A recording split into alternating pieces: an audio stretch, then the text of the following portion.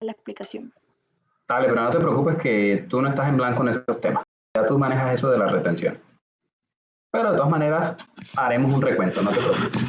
Bueno, muy bien. Entonces, en esta segunda parte de este repaso por contabilidad 1 y contabilidad 2, vamos a culminar con los temas de retenciones y autorretenciones. Insisto, son temas muy importantes y en esta, la contabilidad 3, podríamos decir que es la última oportunidad que tienen para dejar esos temas bien aprendidos, ¿cierto?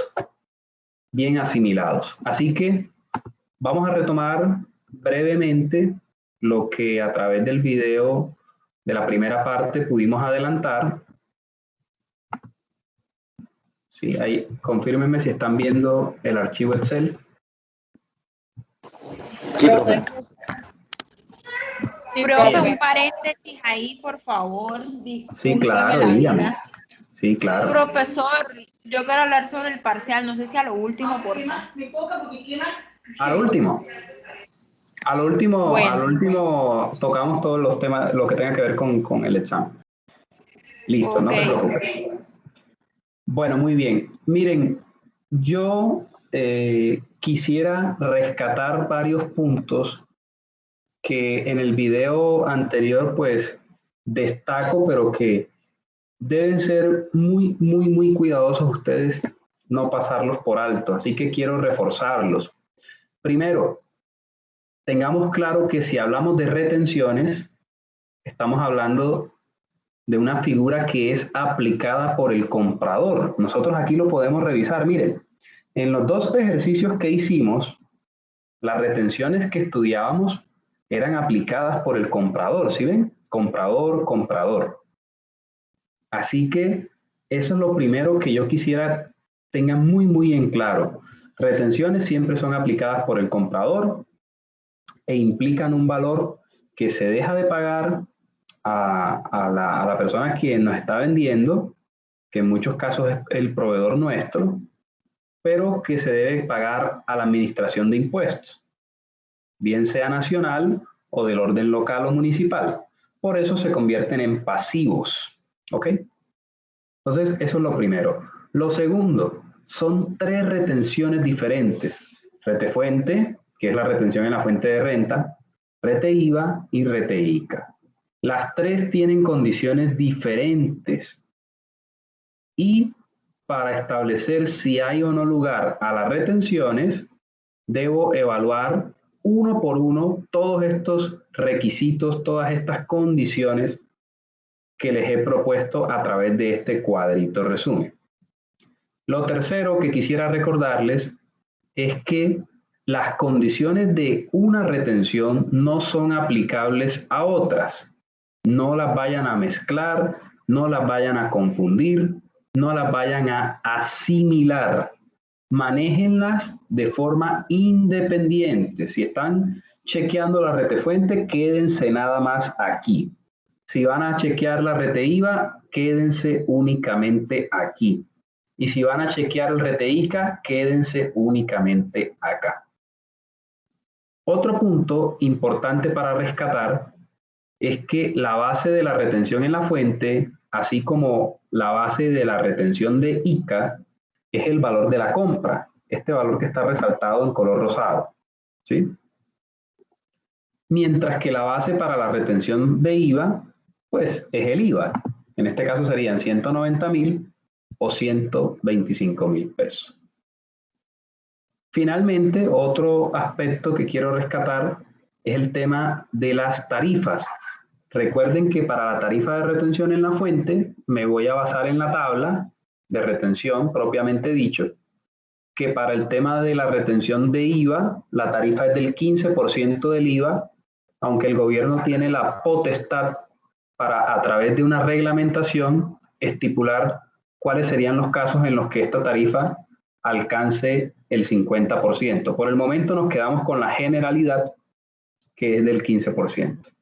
Y para la retención del ICA, veíamos en el video sobre la última parte, que se debe tomar la tarifa que grave la actividad económica del vendedor, porque el comprador eventualmente le aplica la retención por ICA al vendedor y por ende tendrá que hacerlo con su propia tarifa, ¿sí? Con la tarifa del vendedor.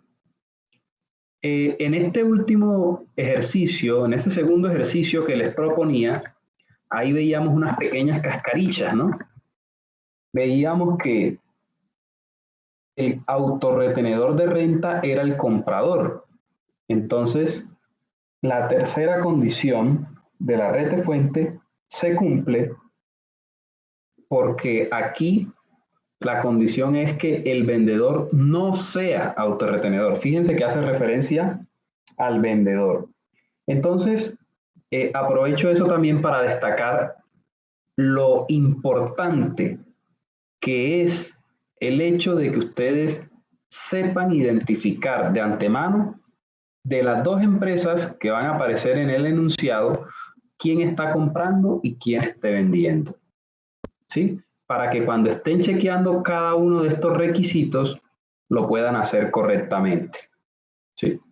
Entonces, en el video veíamos que aquí se pueden prestar para muchas confusiones. Ustedes se encargan de revolver eso en su mente y terminan haciendo una mezcolanza allí entre comprador, vendedor. Entonces no saben quién está comprando, quién está vendiendo y por ende terminan afectando el valor de las retenciones. Muy bien. También pues les explicaba en el video para que no se fuesen a confundir el tema de las tarifas que están expresadas en cifras por miles de pesos. Así que espero que también haya quedado claro. ¿Alguien tiene alguna pregunta? Bueno, quienes alcanzaron a ver el video, porque si es... Profe, profe, yo vi el video, quedé con una duda con respecto con lo que usted explicó, estaba todo cool, me quedó claro todo, recordé muchas cosas, pero quedé con una duda. Usted siempre hacía la salvedad de, por lo menos en el tema del ICA, tenía que cumplirse siempre la propiedad de la escalera, ¿cierto? Sí, pero ¿qué pasaba? Exacto, para poderle retener por ICA. Sí. Pero ¿qué pasaba en el momento, qué pasa con esa retención por ICA en el momento en que un responsable de IVA le compra a otro responsable de IVA en el que están ambos en la misma condición? O sea, ¿qué pasaba con ese impuesto? No se aplica la retención. No hay retención porque la ley de la escalerita, como yo la suelo llamar, se cumple cuando el comprador está en un rango superior, de lo cual se puede deducir que si ambos están en este escalón, pues entonces no hay retención por ICA porque los dos estarían en el mismo nivel. Entonces, en ese escenario no tendría por qué aplicarse retención por ICA. ¿Ok? Profe, también el tema del ICA, pues también manejo un poquito el tema de la territorialidad. Sí, porque, o sea, de pronto hay mucha gente que, por ejemplo, el ICA es municipal, entonces si yo, estando en Santa Marta, le voy a comprar a alguien que es de Barranquilla, no aplico ICA. Entonces, de pronto hay mucha gente que se puede confundir con eso en el tema de las compras. Ya en el tema de servicios, pues es diferente porque si la persona que me presta servicios es de Barranquilla, pero se traslada a Santa Marta a realizar el servicio, pues ahí sí aplicaría ICA porque lo está prestando en Santa Marta. Sí, eso es algo bastante interesante. Bueno, supongo yo que ya estás trabajando en el área contable y por eso manejas un poco el tema. Sí, porque señor. Realmente, pues esta es la generalidad, ¿no? Pero el ICA tiene muchísimo de fondo. Entonces, por ejemplo, en clases de tributaria, a nivel de especializaciones, de maestrías, uno se encuentra casos como la empresa ABC que tiene su planta industrial en el, digámoslo así, en Corozal, ¿sí? En el municipio de Corozal, Sucre. Ahí procesa la materia prima, pero el producto terminado es trasladado a la ciudad de Barranquilla y en Barranquilla se despacha la mercancía a varios clientes, algunos en Cali, otros en Medellín, otros en Santa Marta, algunos en Barranquilla y otros en el extranjero. La pregunta entonces es, ¿dónde se causa el hecho generador que da origen al impuesto de industria y comercio?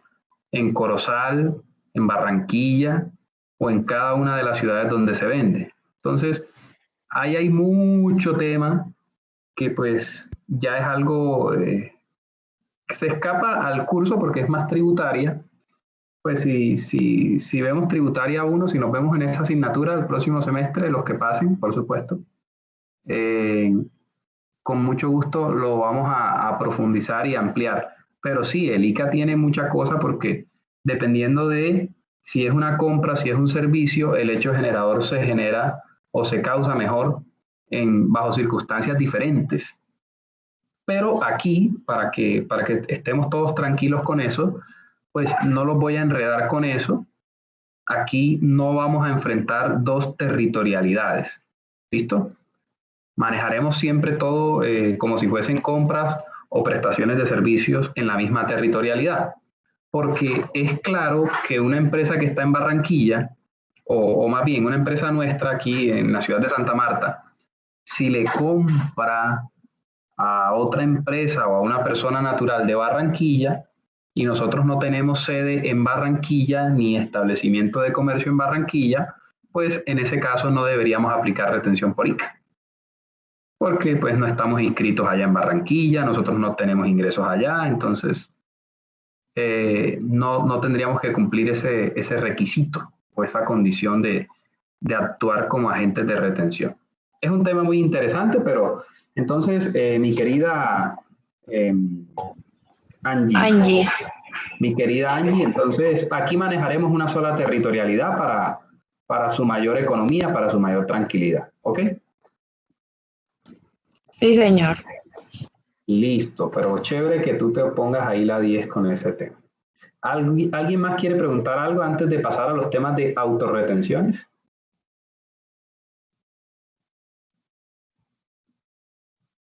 Ah, ustedes son unos duros. De maravilla, entonces. Bueno, muy bien. Entonces vamos a colocar un tercer escenario en el que Angie Danelis es Danelli. No, ya escribí así. Pero a ti te escribe. Angie Danelis vende mercancías para la venta. No, vende mercancías, así de sencillo. Por valor, ay, mira tú eso. Por valor de 10 millones de pesos más IVA a su cliente Carlos Escalante del régimen simplificado. Vamos a colocar aquí que Angie Danelis S.A. maneja sistema de inventario permanente. Ya está. Maneja sistema de inventario permanente y un margen de utilidad del 20%. Bueno, entonces ya aquí vamos a hablar no como tal de asientos de compra, sino asientos de venta. Vamos a recordar también. ¿Le gusta cascarnos, no? No, para nada. Igual a mí, bueno, aunque ustedes me la hicieron porque se copiaron en el parcial, debería cascarlos en el tercer corte. Pero no sé, pero mi corazón no va para tanto. Bien. Vamos a ver. Copiamos esto por acá. Copiamos esta imagen. Ah, pero vamos a hacerle acá la separación. Me parece muy prudente que le coloquemos un separador aquí para que ustedes no vayan a enredar una cosa con otra. No creo que esté de más. Entonces, déjenme pegar aquí este cuadrito. Y vamos a trabajar, si les parece bien, este asiento de venta. Bueno. Entonces, yo acostumbro comenzar un asiento de venta. Déjame copiar esto. Coloquemos aquí vendedor. Y borremos todo esto. Entonces, yo acostumbro a iniciar un asiento de venta con el costo de venta. Recuerden ustedes que si la empresa maneja sistema de inventario permanente, cada vez que venda mercancías, está en la obligación de registrar su costo de venta. El costo de venta es el asiento a través del cual la compañía disminuye el inventario, porque si está vendiendo, las cantidades en existencia deben disminuirse, por supuesto, ¿sí?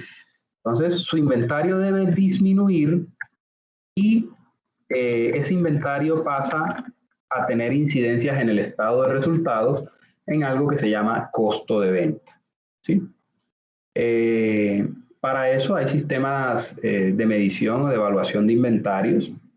Entonces, ustedes vieron en contabilidad 1 el tema de CARDEX por el método de promedio ponderado, por el método PEPS o FIFO, ¿sí? Entonces, este tema es para recordarlo sencillamente.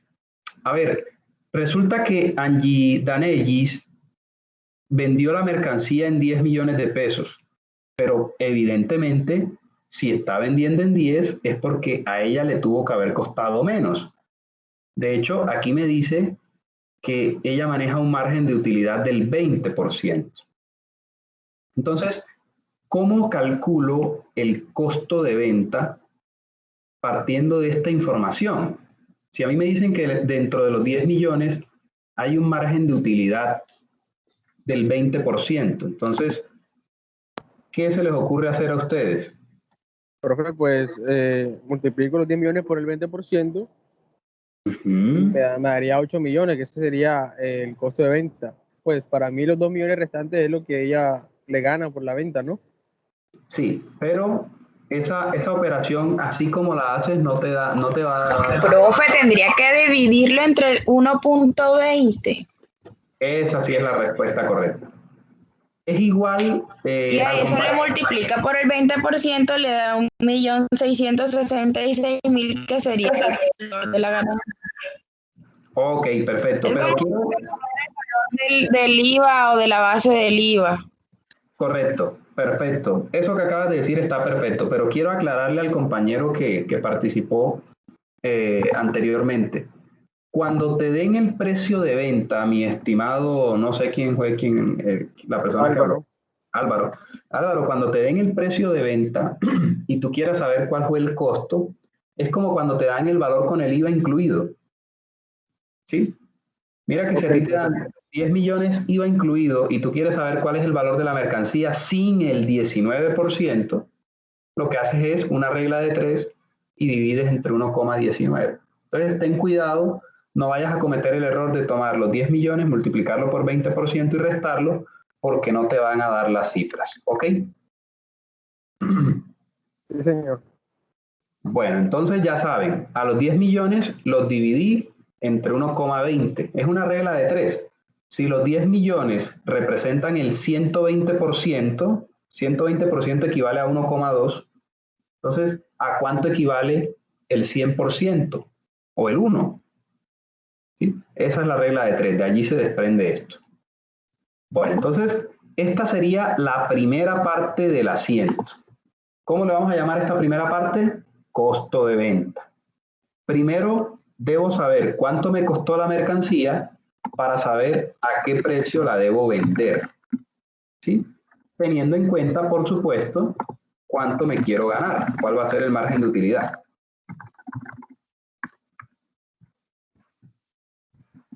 Muy bien.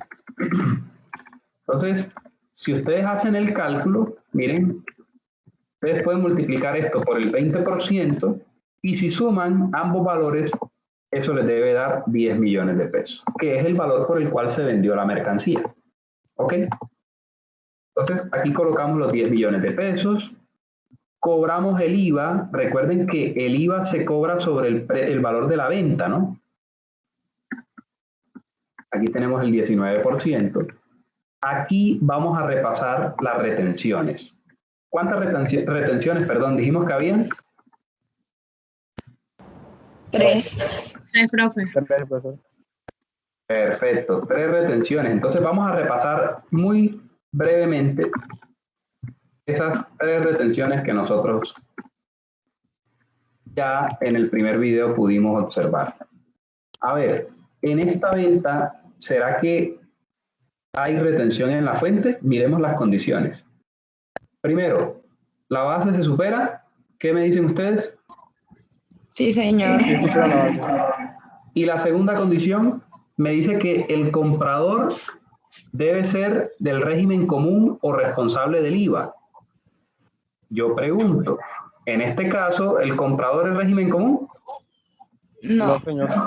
No, profe. Entonces, no se va a cumplir ni esta, ni esta, ni esta. Ay, profe, ¿y por qué esta tampoco? Porque en la escalerita, un régimen simplificado jamás le va a poder aplicar retención de IVA a nadie. Y en la retención del ICA tampoco, porque en la retención por ICA, el régimen simplificado está en lo más bajito de la escalera. Entonces, con todo y que se cumpla la base, fíjense ustedes que hay unas condiciones que no se cumplen en cada una de las retenciones y por esa razón no tendríamos ninguna retención en la fuente. ¿Estamos bien? ¿Hasta ahí?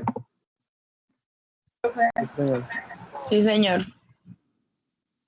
Bueno, aquí no les coloqué si la venta fue de contado o no. Vamos a colocarlo aquí. Pero en caso que no les coloque, pues por defecto manejemos el tema de contado. ¿Listo? Si no les aclaro nada. Entonces, ¿cuánto tiene que pagar la persona que está comprando? El valor de la mercancía, que son 10 millones, más el IVA, menos las retenciones que tenga que aplicar, pero ya vemos que no hay lugar a ninguna retención. Esta Profe, sería, o señor. sea, sí. Si no nos dice que es de contado, lo asumimos. Sí, o sea, si no les digo, si no les especifico si la venta es de contado o a crédito, asuman que es de contado. ¿Vale? Pero trataré de especificarlo siempre para que no quede nada así como en el aire. ¿Ok? Sí, me hice entender, querida Valeria. Valerie, sí, profe. Oye, Valentina, gracias por tus ignoradas, ¿no? Ni siquiera saludas cuando entras. Hola, profe, ¿cómo está? Espero que la materia no te quede en 2.95. Bueno, entonces ahora sí entremos en materia. Ya hicimos el costo de venta, hicimos el ingreso de la venta como tal. Nos faltaría el tema de las autorretenciones, que es lo que quiero explicar. De hecho, en algunos semestres me encuentro con estudiantes que no vieron las autorretenciones, las pasaron por alto. Pero son igualmente importantes las autorretenciones comparadas incluso con las retenciones en la fuente. ¿Cuántas autorretenciones hay? Si ustedes lo miran, también tendremos 3 autorretenciones. La primera es la autorretención de renta, y podemos llamarla ¿qué? Autorretefuente o autorrenta, como quieran. La segunda es la autorretención de ICA. Podemos abreviarla colocando autoICA. Y la tercera es la autorretención especial de renta, lo que anteriormente se conocía como la autorretención del impuesto de renta para la equidad CRE. A mí me gusta abreviarla con esta expresión, AER, autorretención especial de renta. ¿Sí? Me gusta trabajar así con esa expresión. Y acá podemos colocar una cuenta del pasivo que se llame, en general, autorretenciones. Muy bien. Decíamos en la primera parte de este repaso que las retenciones son aplicadas por el comprador, mientras que las autorretenciones son aplicadas por el vendedor. ¿Sí? La persona que está vendiendo, cada vez que obtiene un ingreso, mírenlo aquí donde está el ingreso, ¿cierto? Si tiene, o si más bien cumple las condiciones, se debe autopracticar estas retenciones que ustedes ven acá. Ya miraremos cuáles son las condiciones una a una, muy tranquilamente, para que no vayan a quedar dudas en el ambiente. Estaremos revisando cuáles son estas condiciones, pero de entrada me interesa que quede claro eso, que a diferencia de las retenciones, las autorretenciones son aplicadas por el mismo vendedor. Bueno, entremos en materia. ¿Cuáles son las condiciones para aplicar autorretención de renta? La primera, que se superen las bases. ¿Cuáles bases? Pues las que están en la tabla de retención en la fuente. Y 10 millones de pesos claramente superan las 40 VTs, que son la base de compras. Así que la primera condición, ¡pim!, chulito.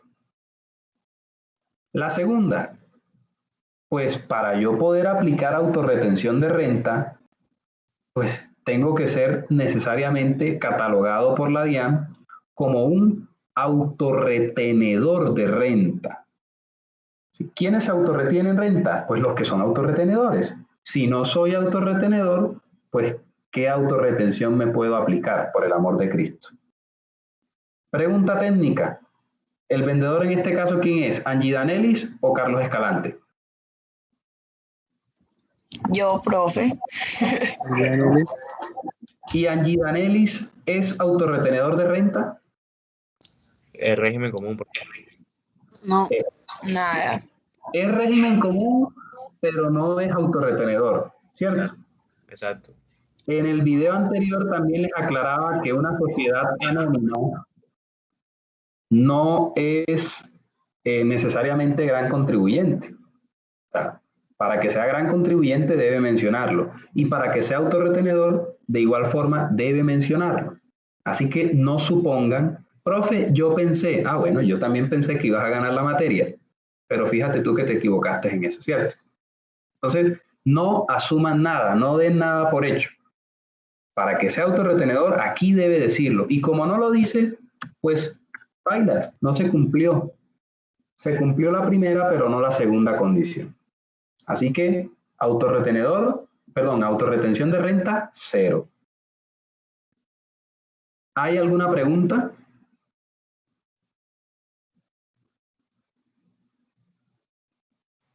Aquí hay una notica que por supuesto ya ustedes la manejan.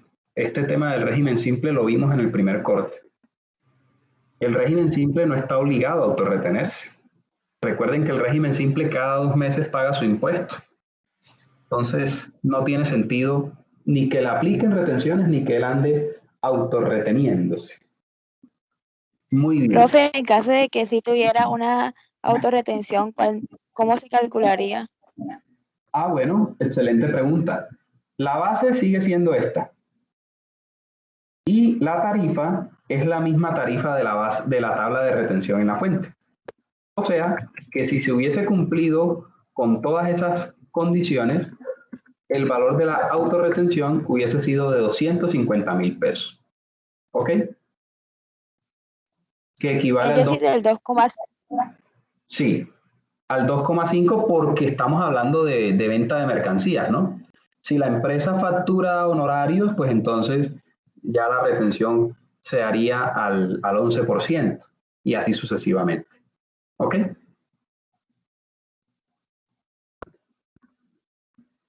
¿Listo, mi querida Valerie Norelsi?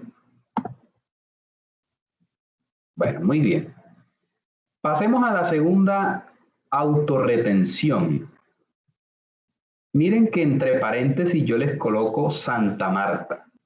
¿Por qué les coloco Santa Marta? Porque esto que les voy a explicar es lo que se aplica aquí en nuestra ciudad, ¿sí? En otras ciudades, Barranquilla, Ciénaga, Fundación, Aguachica, Valledupar, Bosconia, Curumaní, en esos otros municipios es probable que la dinámica, la reglamentación a la autorretención por ICA sea eventualmente diferente. Así que por eso hago la claridad que este tratamiento es el que se aplica en nuestra territorialidad Santa Marta. ¿Ok? En otros territorios es probable que se aplique de forma diferente. Bueno. ¿Cuáles son las condiciones? Entonces, la primera es que se superen las bases, pues ya lo hemos dicho, los 10 millones superan la base, así que con el primer requisito no hay problema. Miren el segundo. El comprador no le aplica o no le hubiese aplicado RTICA al vendedor. En Santa Marta, alrededor del año 2010 y... ¿qué? Eso fue como para el año 2014, 2015.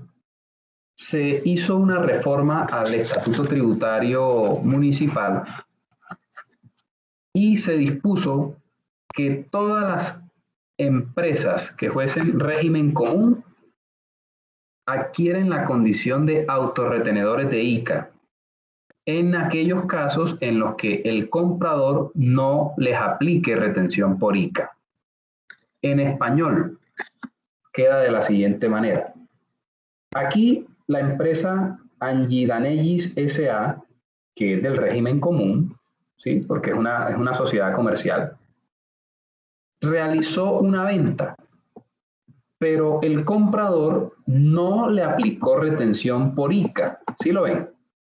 Mírenlo aquí. El comprador no le aplicó retención de ICA. Entonces, ¿qué dispone el Estatuto Tributario de Santa Marta?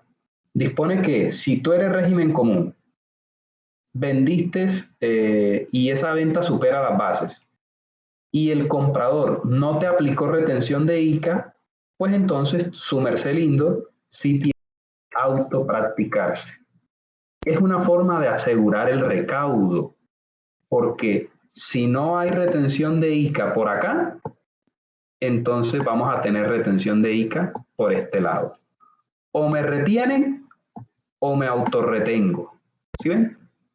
Es una manera inteligente por parte de la Administración de Impuestos de garantizar un recaudo anticipado. Recordemos que todos los mecanismos de retenciones y autorretenciones le apuntan a eso, a recaudar el impuesto antes de que termine el año. ¿Sí? Por eso son mecanismos de recaudos anticipados del impuesto.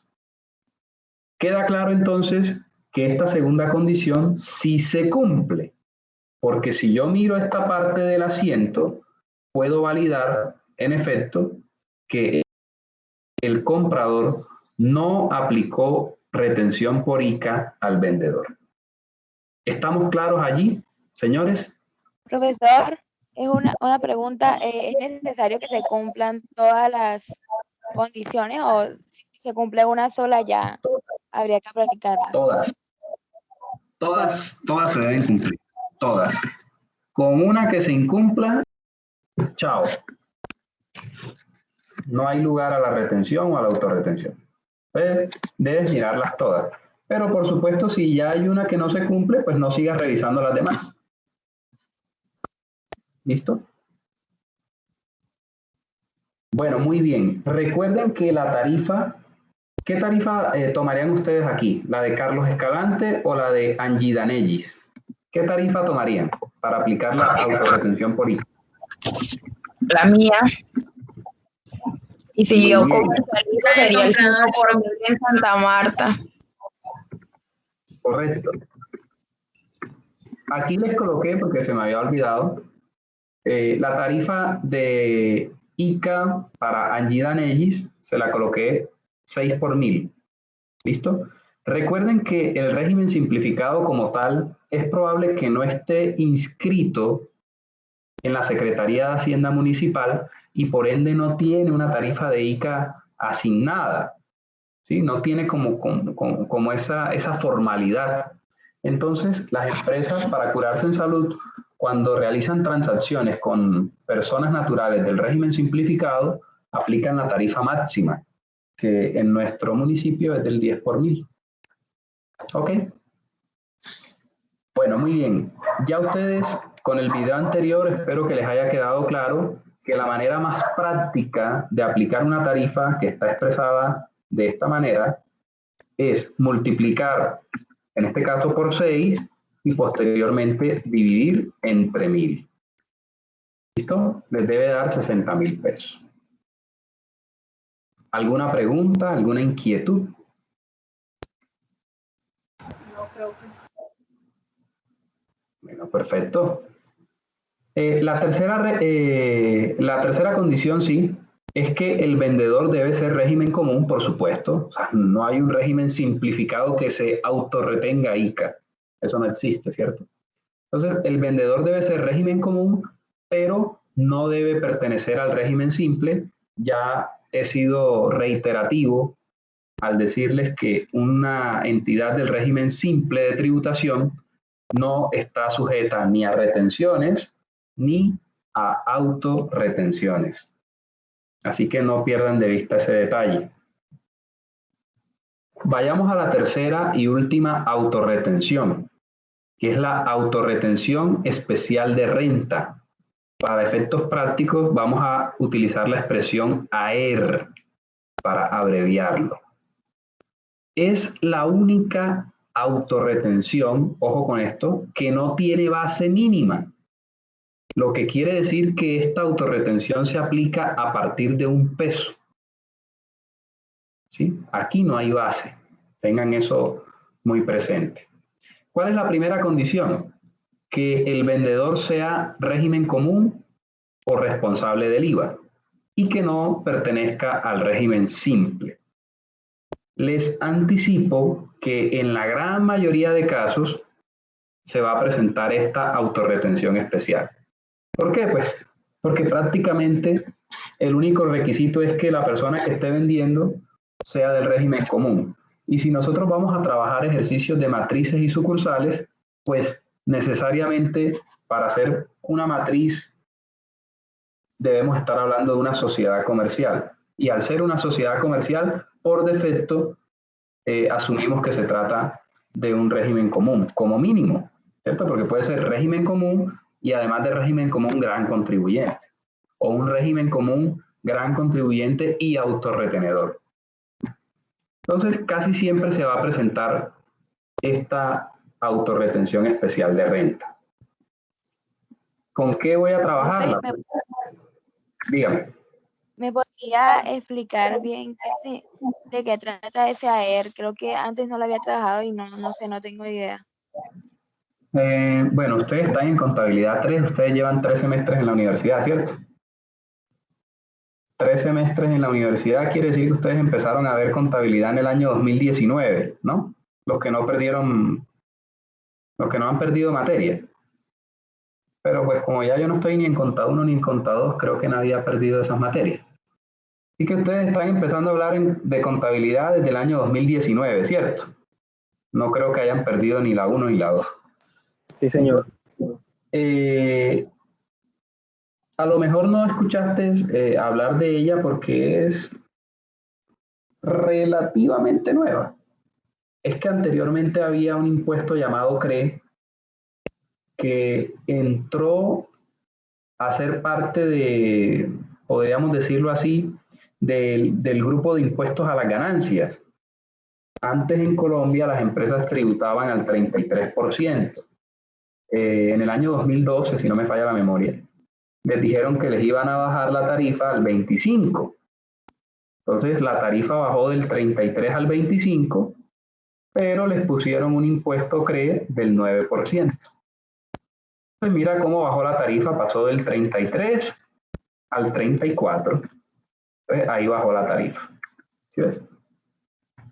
Entonces, después los empresarios se emberracaron, se dieron cuenta que esto estaba, bueno, realmente no fue por tema de empresarios. Sí hubo una puja ahí por parte de este sector, porque se dieron cuenta que les había metido un gol, ¿cierto? Pues porque sí se dieron cuenta que no hubo ninguna reducción, pues. Ay, Dios mío. Espero que sí. Entonces, ellos hicieron mucho lobby para que se desmontara este impuesto, ¿sí? O por lo menos para que lo que existía en ese momento, que era una retención de CRE, que era algo súper engorroso porque tenías que aplicarlo con base a la actividad económica de la persona. Entonces todo el mundo tenía que escribir en la factura cuál era el código de la actividad económica principal.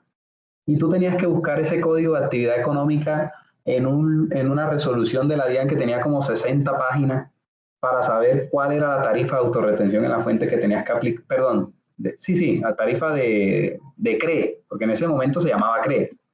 ¿Cuál era la tarifa de retención de CRE que se tenía que aplicar? Entonces, eso lo vinieron a desmontar hace un par de años, por eso si ustedes comenzaron a estudiar contabilidad en el 2019, es probable que jamás hayan escuchado hablar del impuesto CRE. Ese impuesto entonces, en efecto, lo desmontaron, ya no existe, pero sí quedó todavía el tema de la autorretención porque se mantuvo un beneficio. De este beneficio sí creo que lo han escuchado porque si pasaron contabilidad 2, tuvieron que haber visto el módulo de nómina. Y en nómina les debieron haber dicho que las empresas del régimen común están exoneradas de pagar el aporte patronal o el aporte del empleador en lo que tiene que ver con SENA y CBF. Y para fiscales, profe. Sí, pero no y el 8.5 de salud. Correcto. Salud. Para los que ganan menos de 10. Correcto. Hasta 10. Para los que ganan hasta 10 salarios mínimos. Pero no son todos los parafiscales, ojo, te aclaro. Solamente SENA e ICBF, porque Cajamat, en este caso, sí se tiene que pagar pleno. Entonces, es por eso que a lo mejor tú no escuchaste hablar de este impuesto CRE. Entonces, cuando desmontaron el CRE, le cambiaron el nombre, ya no hablamos de autorretención de CRE, sino de autorretención especial de renta. En el fondo, lo que ustedes deben saber es que esa platica que el gobierno dejó de recaudar por los aportes al SENA, al ICBF y a las GPS por parte de los empleadores, se lo cobran por otro lado. Y se lo cobran a través de esta autorretención. ¿Listo? Ese es el origen, esa es la génesis de esta autorretención. Ahí hicimos un poquito de historia. Bueno, pero esta autorretención es igualita a esta, por ejemplo, a la autorretención de renta ordinaria o a la autorretención de ICA. Funciona exactamente igual, pero con sus propias condiciones. ¿Listo? Esta autorretención también es administrada por la DIAN. Se declara en el mismo formulario 350 donde se reportan las retenciones y autorretenciones ordinarias de renta. Sí, me hice entender, mi querida Paula. Oye, Paula, ¿no has participado? Hola, profe. Sí participé, yo fui la que le dije lo de los parafiscales, pero me hizo falta decirle pues que la caja no entraba ahí. Ah, bueno, está bien, está bien. Que sí estoy hablando. Que ya no le conoce ni la hoja a uno, pero bueno. No, como no sé, no le veo las caritas ahí cuando estoy compartiendo la pantalla. Y como hay 5, por lo menos hay 5 mujeres que tienen la misma voz en este curso. Entonces no les conozco la voz, no, a veces me confundo. Pero bueno, terminemos aquí este ejercicio antes que nos coja la noche. Aplicamos entonces el 0,40% que es la tarifa de autorretención especial de renta. Cuando les coloque TAER es para hacer referencia a la tarifa, ¿no? Tarifa de autorretención especial de renta. Se toma la tarifa del vendedor por las mismas razones que hace un momento exponíamos, ¿cierto? yo siempre les voy a dar las tarifas. No se preocupen que tienen que buscar el estatuto tributario, que tienen que buscar el código de la actividad económica principal. No se preocupen, yo les consigo las tarifas y se las coloco en el enunciado para que ustedes, que son los chicos especiales, puedan trabajarlas sin problema. Ya para terminar este asiento, recuerden ustedes que las autorretenciones son para el vendedor. El reconocimiento de los anticipos de impuestos en las cuentas de activos, que aumentan en el lado débito de la partida doble, y al mismo tiempo reconocen un pasivo, que para efectos prácticos pueden utilizar una sola cuenta y sumar el valor de las 3 autorretenciones. O si ustedes lo desean, pueden colocar una cuenta del pasivo para cada autorretención. Ahí sí, háganlo como ustedes les dé la gana, como se sientan más cómodos. ¿Listo? Eso es todo el rollo con las autorretenciones. ¿Quién tiene alguna duda hasta allí?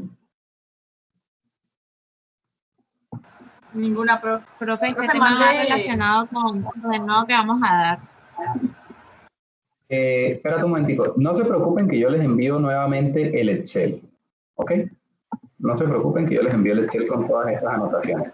¿Qué me decías tú que si tiene que ver esto con el tema que vamos a dar? ¿Algo así te entendí? Sí, profe. Claro. Yo les he enviado ya el enunciado. Ustedes pueden echarle un vistazo. Ahí tienen un asiento de venta.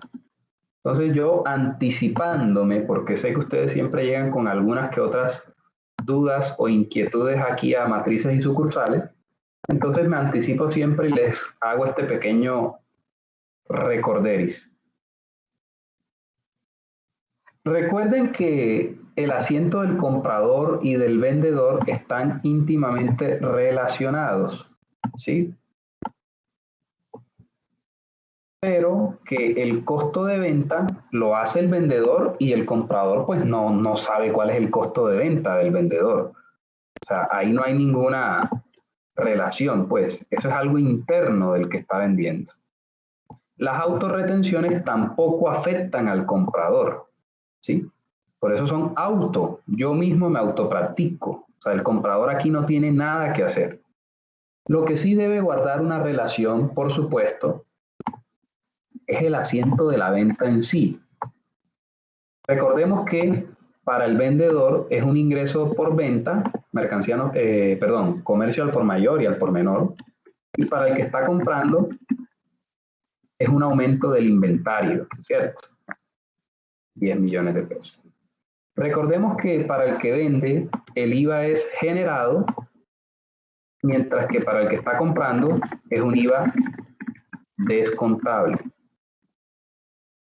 Recordemos además que para el que está vendiendo, las retenciones que le aplican son anticipos de impuestos y van en la cuenta de activo, en el débito. Mientras que para el que está comprando, las retenciones, como ya lo vimos en el video de la primera parte, son pasivos, ¿cierto? Pero deben tener siempre el mismo valor, por supuesto que sí. Y si esta es una venta de contado, pues el vendedor recibe el dinero y el comprador debe entregarlo. Entonces, el comprador debe reflejar una disminución en su cuenta de bancos, mientras que el vendedor registra un incremento. Señores, creo que en resumidas cuentas, con esto podemos dar por finalizado este video donde, insisto, lo que quería era repasar un poquito el tema de las retenciones y de las autorretenciones. Les pido encarecidamente que se ciñan por estos pasos, por estas condiciones y no van a tener ningún problema. ¿Listo? Ustedes ya tienen ese cuadrito resumen, es este que están viendo en pantalla. No tienen nada que buscar en Google, ya todo está aquí para su mayor economía y para su mayor tranquilidad. Así que ya en unos minuticos les comparto